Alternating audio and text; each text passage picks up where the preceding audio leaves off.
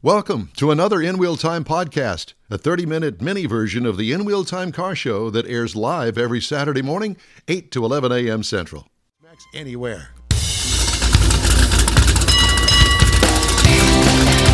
From the Sugar Shack Studios in Texas, USA, it's the In Wheel Time Car Talk Show, podcasting and streaming around the globe. Just ahead, Ben Miller brings us the car show inside the car show. What? We talk more Jeff. We need more Jeff. We do need brings more. Info on Hyundai Hydrogen. And Conrad has a look at the upcoming racing events just ahead on the In Wheel Time Car Talk Show. Howdy, along with Mike out of this world, Mars, deep in thought down at the other end of the dais. King Conrad DeLong. I'm sorry, what did you say? Something. You deep in something. Deep in. Yeah, it's not. Yeah, we if know. You got to explain it 3 times. Well, you need to turn your microphone on down there. Deep in mute. Deep in mute. King Conrad DeLong. We always need more Jeff Zeke, and I'm Don Armstrong. Glad you could join us on our live broadcast every Saturday morning from 8 a.m. to 11 a.m. What? No, he's just complimenting Mike on his little switcher there, and he's all over it. I sure am glad you're not over here. That's all I can say. Yeah. Because Donna reached out. It's a reason I'm this far away. Yeah. God. I think it's a great idea. We should all have one. Ben Miller is the CEO of the Houston AutoBoative Show's Classic Car Corral. Did you like that title, Ben? That'll work. That's not what my card says, but that's fine. Well, I know, so you're going to have to get them reprinted. Jeff can do that for you. We'll make that happen. We'll get her done. How have you been? I haven't talked to you in a year.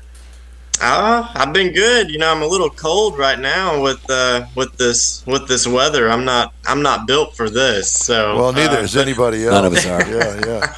Well, it's good to see you back in cahoots with the Houston AutoBoative Show that's coming our way this Wednesday. It opens. And so has move-in already started, or are you waiting in the flanks to get out there? No, we're still waiting. Move-in isn't going to take place until Monday for the auto show side. I mean, they're still getting the displays ready and everything, and I'm going to go down there tomorrow just to see what they have put up already. But Wyatt and the rest of the team have already, been down there and watching everything. But I won't bring my cars in until Monday and Tuesday. So when you bring your cars in, are they predominantly trailered in, or do people drive them in? Well, the people that have trailers, they'll trailer them in, and then the rest of them will drive them, and that's the only thing that's what I have to worry about. The new cars, they're there, they can be wiped down and everything. The classic cars, if someone's driving them, if it's raining, clean them. Well, I will tell you this from my own experience, and I've experienced this multiple times back in the day when I was actually showing the 77 Corvette that was built to show. And when it rains and you don't have a trailer, you're screwed. Yeah. I don't know how else to put it. You just better have lots of rags and plan on lots of time to get underneath the hood, underneath the car, and clean it all over again. My suggestion is go rent an enclosed trailer and put your car in the enclosed trailer, or have somebody that has an enclosed trailer to trailer it down there. Because think, you're still going to probably have to get it wet going from the outside to the inside, even though it's in a trailer. If it's raining. It's supposed to rain. It's a 100% chance of rain Monday, Tuesday, and almost Wednesday. Is it cost effective to rent the trailer price versus hiring a couple of people to actually do the wipe down? Listen, when you're into classic cars like Ben is, I'm just trying to be cost effective. Don't touch my car. Well, it's all mine. I'll deal with it. You don't want to hire somebody to clean the car because they'll never do it right. Well, you can at least get started. Yeah. You can go behind them. The other thing is, I mean, you could put it on a rollback, and at least maybe some of the rain will just blow off of that it. Is a pure fantasy. That's a hope and a dream that is a total lie, because I've been there, done that too. Trailered on an open trailer. But actually, it was from here to Oklahoma. From here to Oklahoma in the snow, and it made no difference. I could have driven it and it gotten the same damage with all of the ice and the snow and the smuck off the roadway. It was awful. I figured out real quick. I showed it Autorama 10 years straight, and so that was one of the things. My dad, we bought an enclosed car hauler, and it was a really good idea for whenever we were showing, because it didn't matter if it was raining or not. We were taking the car, you know. Yeah. So. But you could do so much more ahead of time, prep-wise, like you say, cleaning and stuff, and then putting it in there, and not worry too much about it when you get there. Well, I think if worse came to worse, I'd be on the phone today, and I'd be on the line with Allied Auto Movers or whoever it is, or whoever. somebody, and say, I've got a dozen guys that would really like for you to we'll stop by your neighborhood, pick up your car, and it's going to cost you $500. It's worth it. Even if it's $1,000, it's worth it. Trust me. Don't you agree, Ben? I do.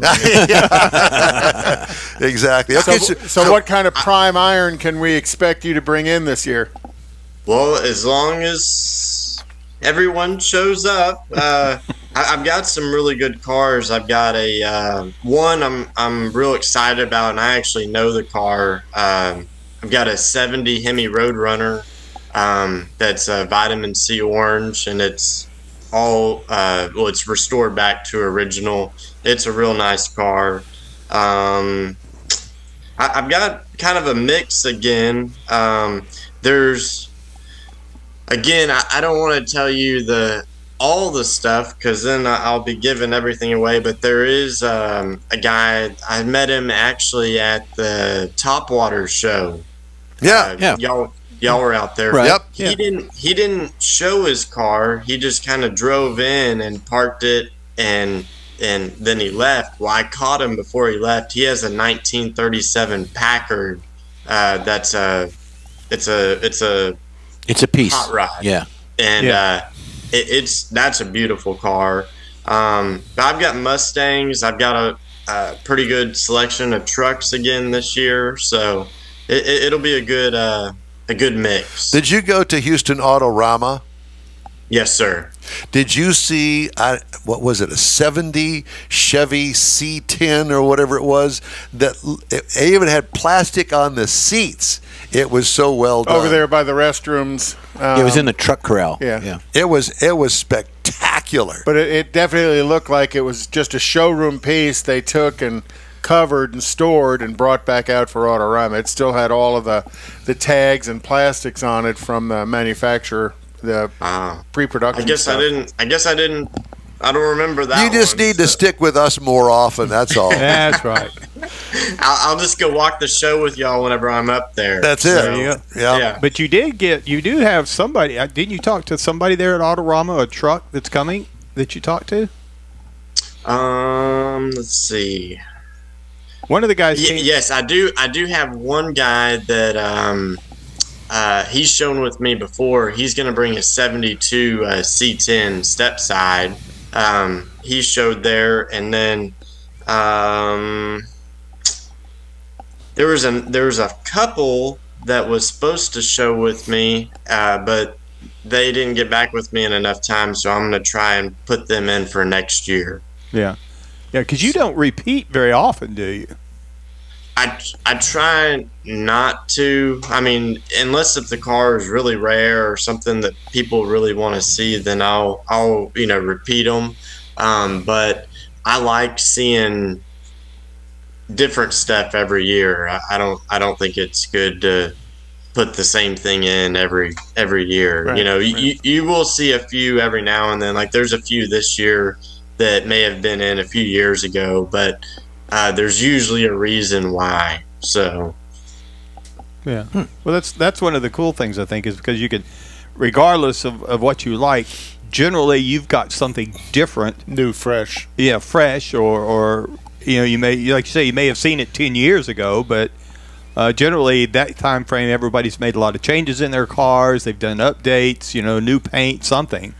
I have to tell you that one of the things that this was several years ago, and it was in Ben's display, and it was out in the lobby out there, and it was a spectacular, original looking, it had been restored, 57 Chevrolet.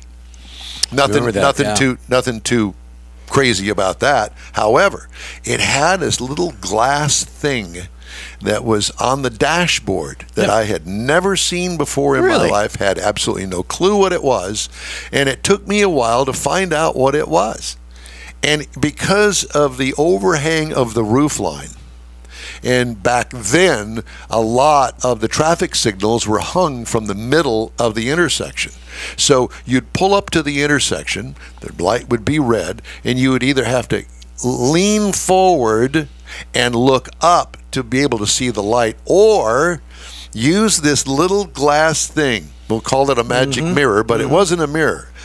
It was an optical thing that actually enhanced the light, the signal, the traffic signal above, and you could see the red, the yellow, and the green through this deal. It reflected, yeah. Yeah, it was an optical thing, and Like it had like little a crystal ridges. or It something, had little yeah. ridges in it, and therefore you could see. Do you know what I'm talking about, Ben? I do. Yeah, I do. I had never seen it before. I had no clue what it was, but it was an option on a 57 Chevrolet. Now, I don't know whether it was dealer installed or factory installed. It doesn't make any difference. Cool. It was very cool and very unique. And those are the kind of things in some of the cars that you have out there that make you go, I've seen a million 57 Chevrolets, but I've never seen that. Anyway, it was just even on Mustangs. I mean, there's stuff that would have been you could buy from the dealer over the counter and stuff. And one of them, it's you don't really think about it, but where the glove box is, they actually had a tissue dispenser you could buy. So I remember that. Yeah, put that in, and you could just pull tissue. There's some pretty cool stuff out there. Yeah, very unique things. It's always fun to go and discover new things at the car show like this. Well, I remember a couple of years ago you had I want to say it was another 57 Chevy, but it was, if I remember correctly, it was built on a 58 chassis, because I looked at it and I'm like, something's odd about this car.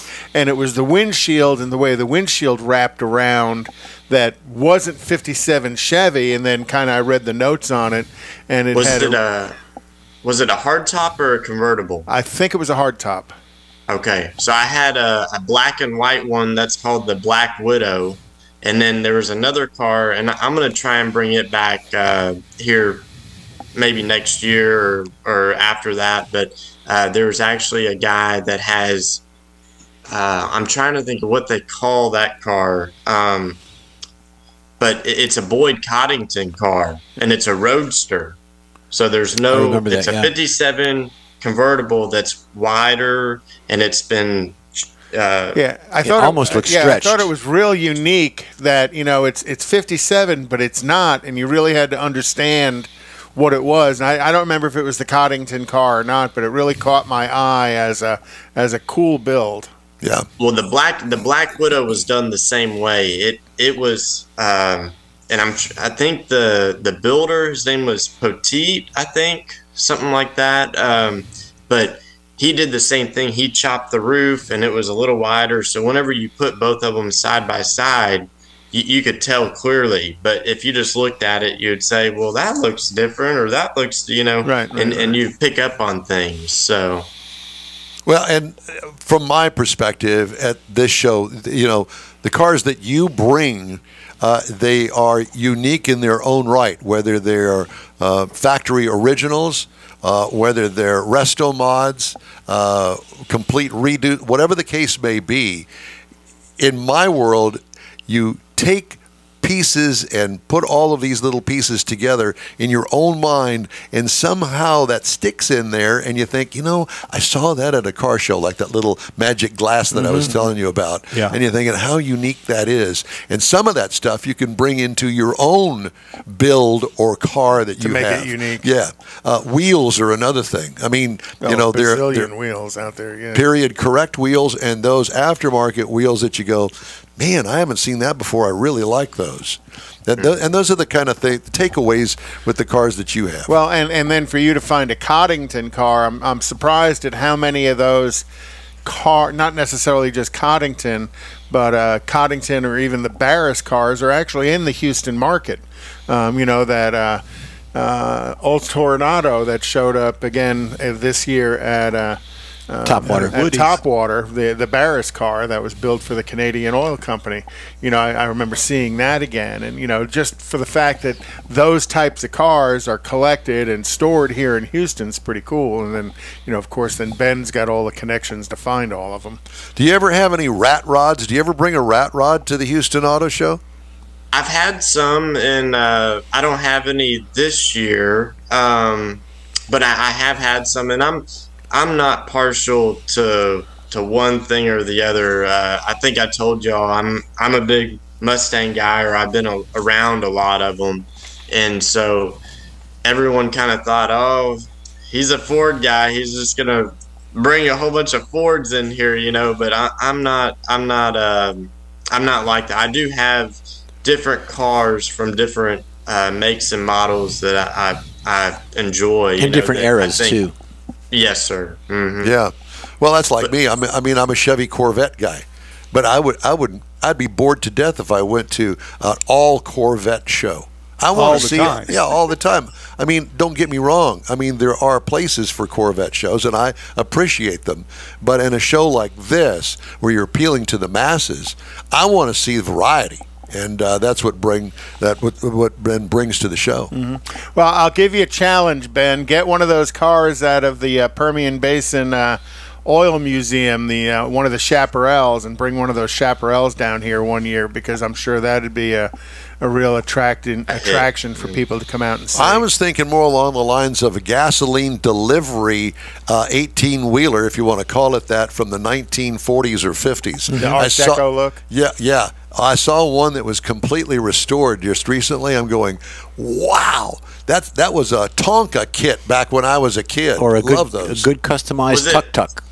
A tuk-tuk. Was it like a tanker truck? Yeah, it was a tanker truck, and it was blue and white.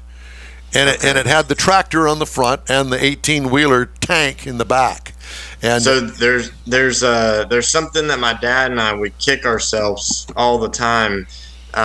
This has probably been probably 10 years ago. The lake auctions used to be at NRG for a little while, and so we went, and it was kind of early in the day, and so we got there, and that's right around the time John O'Quinn, his cars, some of those cars were coming out, and they were selling them. Yep.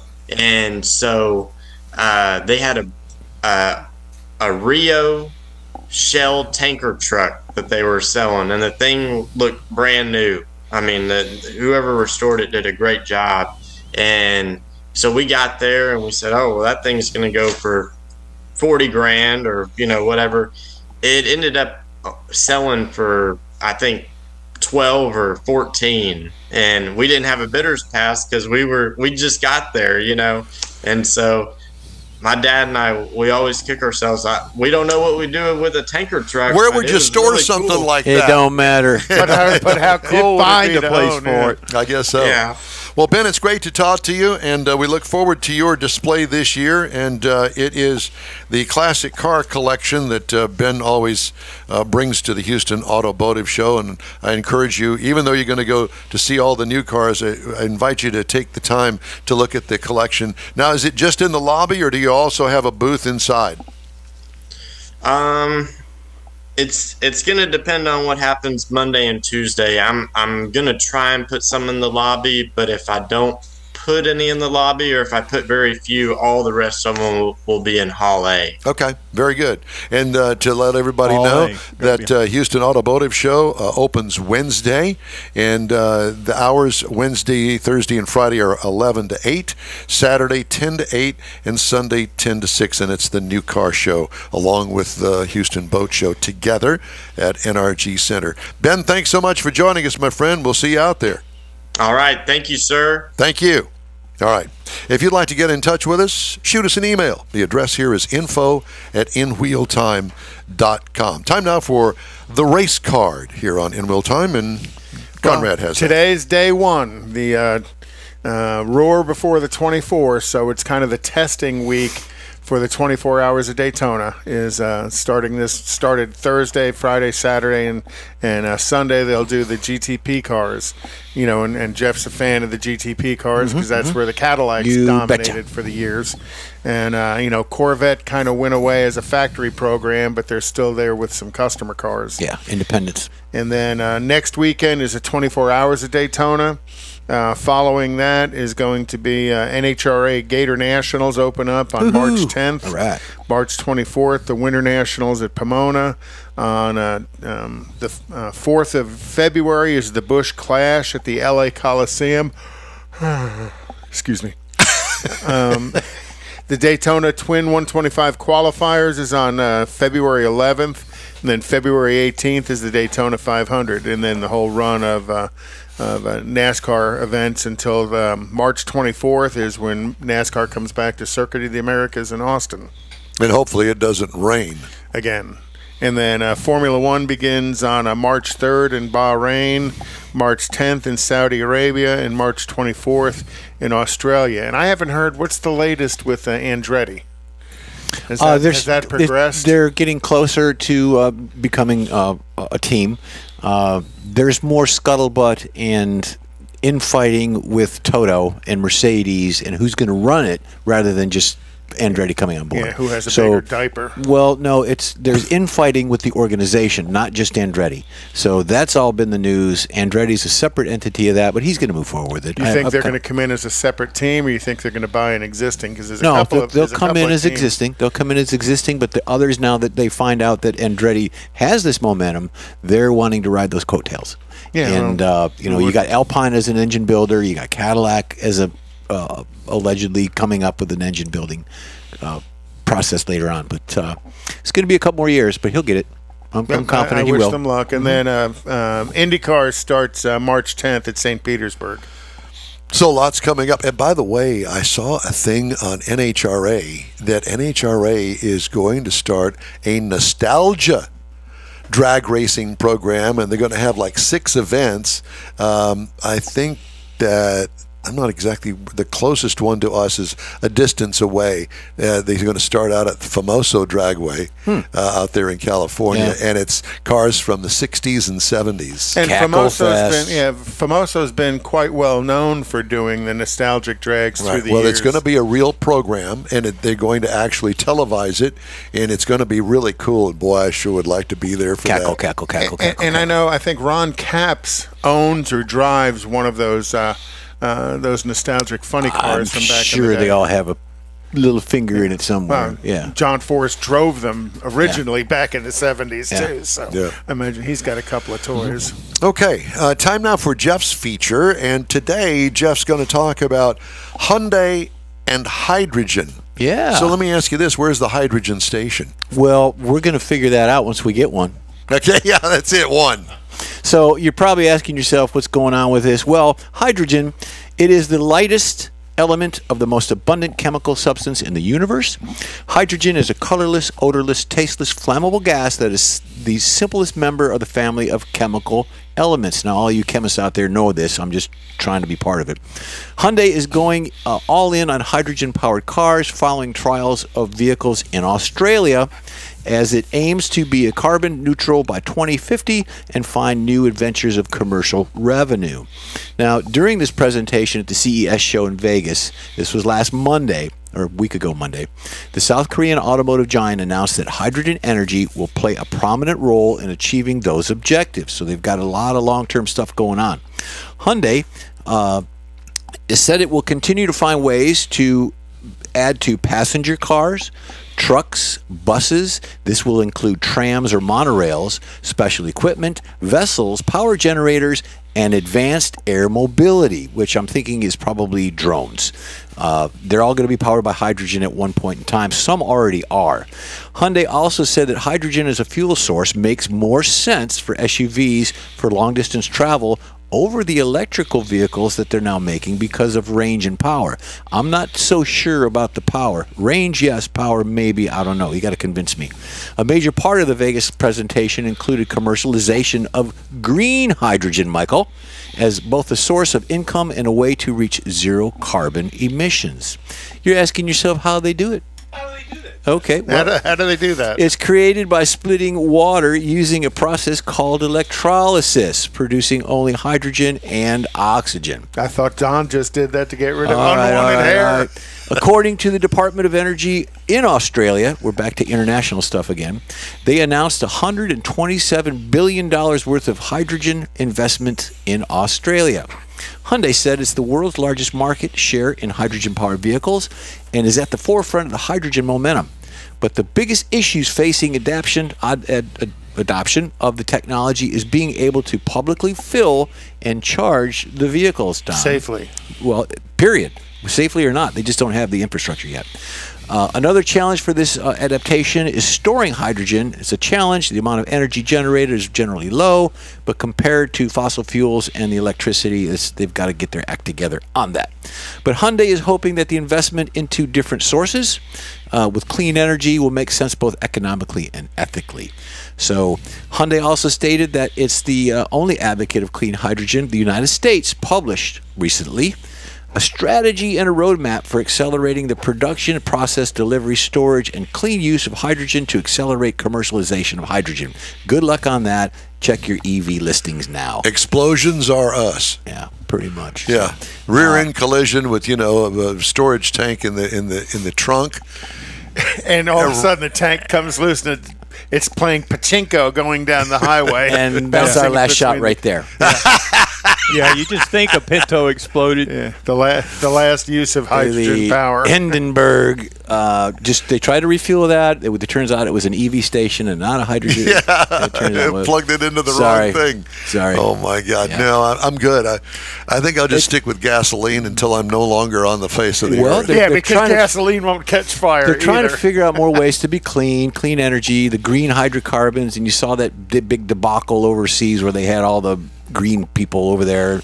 Davos. But that was part of the talk of the green hydrogen. So yeah, trying to force things on us we don't want. Well, that's part or of it. Need. It works just fine the way that it is. Mm-hmm. Let's go spend. That they want us to have, but they won't use themselves. But the technology's there. I mean, at least they're going forward and looking at different ways. I mean, that's the whole process. There's been some other dabbling in hydrogen-powered vehicles as well. I know GM had a series of Chevy Equinoxes that ran around the Washington D.C. area. Forklifts, that were buses are running around. There's buses in Houston that are hydrogen. Mm-hmm. You got forklifts. You've got some commercial things going on. I was going to say commercially, I could see where it would be much more feasible, especially delivery vehicles and that sort of stuff, where they got to go back to the central fueling station. Right, exactly. And that's the other part of it. Where are you going to get it?